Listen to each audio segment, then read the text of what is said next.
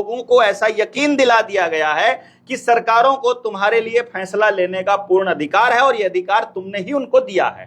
भारत में जब तक गांव की पंचायत है, गांव की ग्राम सभा है, तब तक ये हिंदू राष्ट्र नहीं बन सकता। हवा को ऐसे कंट्रोल कर लेंगे कि आपका एक एरिया निर्धारित कर दिया जाएगा कि आप इसी एरिया के अंदर सांस ले सकते हो, इससे बाहर सांस लेने के लिए आपको एक्स्ट्रा पैसा देना पड़ेगा।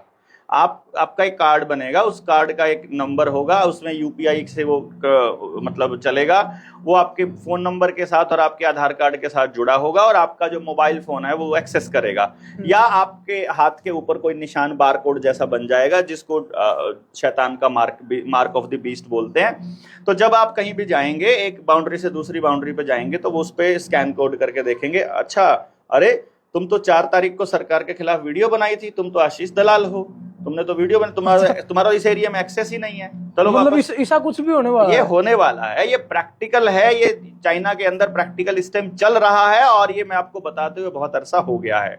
तो जो हसदेव के जंगलों का कटना है, असल में प्राकृतिक संसाधनों का पूर्ण रूप से उनका कब्जा और भारत की संस्कृति का विनाश, क्योंकि असल भारत वो है जो गांव में रहता है या जो जंगलों में रहता है, जो वनस्पतियों आधारित अपनी जिंदगी जीता है, जिसके खून में व्यापार नहीं है, जो हर चीज को प्रकृति के नियम से तोल करके देखता है और अपनी पंचायती व्यवस्था में जिंदा है, जंगल आधारित और जोहड़ आधारित सामूहिक व्यवस्था में जीना चाहता है।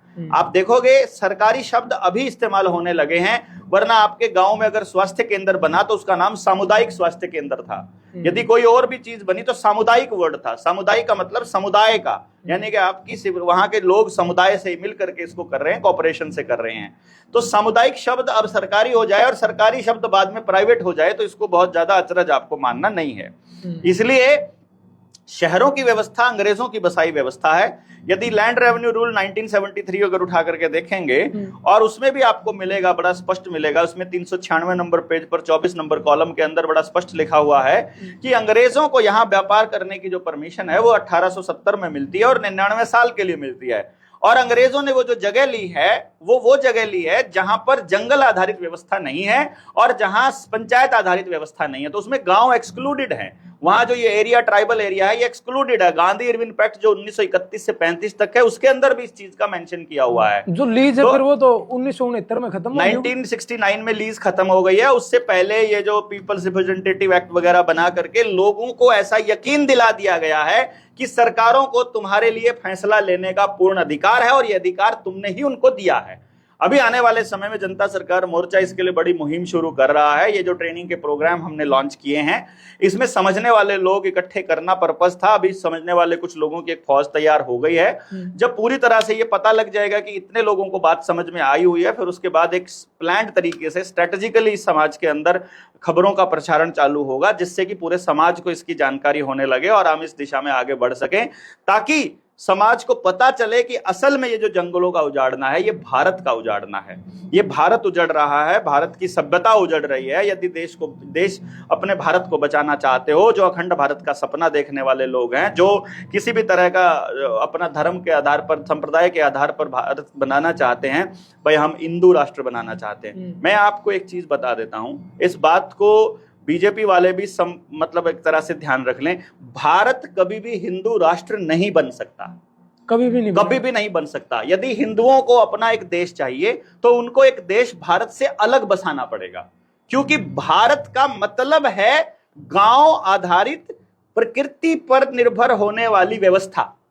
भारत वो एरिया है, यानी अगर अफगानिस्तान में भी इन नियमों का पालन किया जाता है तो वो भारत का हिस्सा है। जिसको अखंड भारत बोलने की हिमाकत ये लोग कर रहे हैं, असल में वो भारत है, गांव भारत है, शहर गांव का हिस्सा नहीं हो सकता।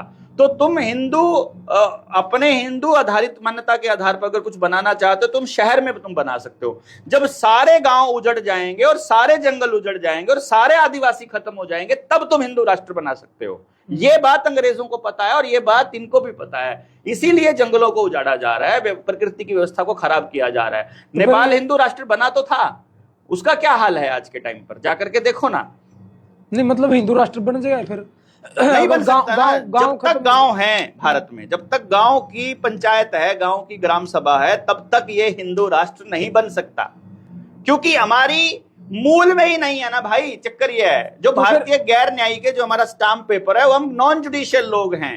हिंदू राष्ट्र नॉन जुडिशियल का बन सकता है। 2011 की सुप्रीम कोर्ट की जजमेंट है, बेंच की जजमेंट है कि जो 8% आदिवासी लोग हैं, जो जंगल आधारित व्यवस्था में रहते हैं, वही भारत है, वही भारत के असली मालिक हैं, वही भारत के असली नागरिक हैं। बाकी सब लोग जो अपने आप को मुसलमान कहते हैं, हिंदू कहते हैं, जैन कहते हैं, ये सब के सब बाहर से आए हुए लोग हैं। वो भारतीय है ही नहीं है जो भारत से बाहर के हैं, जो लोग अपने आप को प्रकृति के नियमों से पालन करने वाला नहीं बोलते हैं। उसमें तो फिर आपा भी हो गए। हम भी हैं जिन्होंने कागज बनवा रखे हैं, इसलिए तो बोल रहा हूं ना, आपको वापस गांव की सभ्यता में जाना पड़ेगा, जंगल आधारित व्यवस्था अपनानी पड़ेगी, इनके कागज सरेंडर करने पड़ेंगे, तुम्हारे डेट ऑफ बर्थ का सर्टिफिकेट सब कुछ पे करना पड़ेगा। मेरा जन्म प्रमाण पत्र नहीं है, क्यों? अच्छा। क्योंकि हमारे टाइम पर जन्म प्रमाण पत्र बनाने की कोई प्रचलन में नहीं था, तो 10वीं के सर्टिफिकेट को ही जन्म का सर्टिफिकेट मानना शुरू कर दिया गया। मेरा आधार कार्ड भी नहीं है मेरे पास। और अगर इनका मतलब डॉक्यूमेंट का सरेंडर कर दे तो वही असली भारतीय है। जिसके पास कोई कागज नहीं है और जो अपने समाज में व्यापार आधारित जीवन नहीं जीता है, वही भारत है। मतलब कोई व्यापार भी नहीं होना चाहिए। हमारे यहाँ देखो ना आप, नाई व्यापार नहीं करता था, वो सारे गांव की सेवा करता था, उसके बदले किसान सारे के सारे सेवा में उसको अनाज देते थे। कुम्हार से बाजार नहीं चलता था, चमार पे बाजार आधारित नहीं था, पैसे पे आधारित कुछ भी नहीं था, समाज आधारित था सब कुछ। तब तक गांव के अंदर पुलिस की एंट्री बैन थी। जब गांव के अंदर ये चीज व्यवस्था अपनी थी, गांव की अपनी व्यवस्था जब तक है, तब तक गांव के अंदर पुलिस की एंट्री बैन है। कोई जज नहीं चलेगा, कोई कानून नहीं बनेगा। तो जितनी खाप पंचायतें सरकारों से आदेश मानने के लिए चल रही हैं, ये कह रही हैं कि तुम सरकार आदेश वो ऐसे कानून बना दो, और उनके लिए प्रेस कॉन्फ्रेंस कर रही है, मैं उनको भी ये कहना चाहूंगा कि यदि आप समझाने की दिशा में काम करना शुरू करें और समझने की दिशा में काम करें और गांव को यह समझा सके कि तुमको अपनी व्यवस्था बनानी है और इसी पे काम करना है अगर, तो हम आने वाले 5-7 साल के अंदर भारत से इन आतताइयों को, इन विदेशियों को बाहर निकाल सकते हैं। जितने ये अपने आप को आर्य समाजी बोलते हैं, ये भी भारतीय की श्रेणी में नहीं आते हैं। यदि अपने आप को आप आर्य समाजी बोलते हो तो यानी आप जब भारत की संस्कृति को मूल में रखते हैं और कुदरत के सिद्धांतों को मूल में रखते हैं, तभी आप वो करते हो। इसीलिए आर्य समाज के लोगों ने वेदों को प्राकृतिक ज्ञान की श्रेणी में रखा कि वेद जो है वो प्रकृति का ज्ञान है, ऋषियों द्वारा दिया गया ज्ञान है और वो सनातन ज्ञान है। इसीलिए बोलते हैं वो, क्योंकि तभी आप भारतीयों की श्रेणी में आते हो।